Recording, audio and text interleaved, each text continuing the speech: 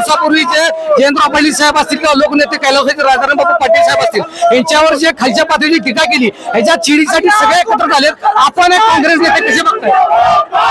सांगली जिल्ह्याला एक वैचारिक परंपरा, एक वैचारिक इतिहास आहे. त्याची सुरुवात स्वर्गीय यशवंतराव चव्हाण साहेब, स्वर्गीय वसंतदादांपासून ते स्वर्गीय राजाराम बापू नेते, स्वर्गीय विसा पागे, पी.जी. पाटील साहेब असतील, आचार्य पाटील साहेब असतील, अशा अनेक दिग्गज नेते, स्वर्गीय गुलाबराव पाटील साहेब असतील, तदनंतर शिवाजीराव देशमुख साहेब, स्वर्गीय आर पाटील साहेब, स्वर्गीय पतंगरावजी कदम साहेब, अशा अनेक लोकांनी आणि त्यात वेगवेगळ्या जाती धर्मातील लोकांनी या सांगली जिल्ह्याच्या मातीतून एक वैचारिक नेतृत्व महाराष्ट्राला दिलं.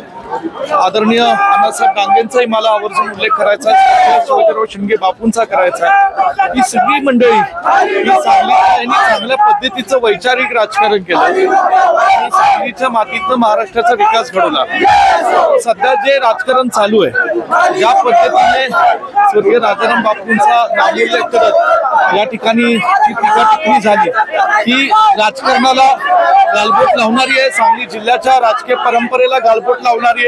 आणि म्हणून या ठिकाणी आज निषेध करण्याकरता आज सगळीच लोक, सर्व जाती धर्मातील लोक या ठिकाणी आज एकत्रित आलेले आहेत. सर, आता ती 5 ते 6 दिवस उलटून गेल्या वक्तव्याला, पण वरिष्ठांकडून भाजप नेत्यांकडून कुठं त्यांच्याकडे अजून त्याला समज दिली आहे असं कुठं दिसत नाही. आता याचं परीक्षण त्या पक्षांनी करावं ना, त्या परीक्षाच्या नेत्यांनी करावं, पक्षाच्या कार्यकर्त्यांनी करावं, जे लोक त्या पक्षाच्या पाठीशी आहेत त्या लोकांनी त्याचं आत्मपरीक्षण करावं.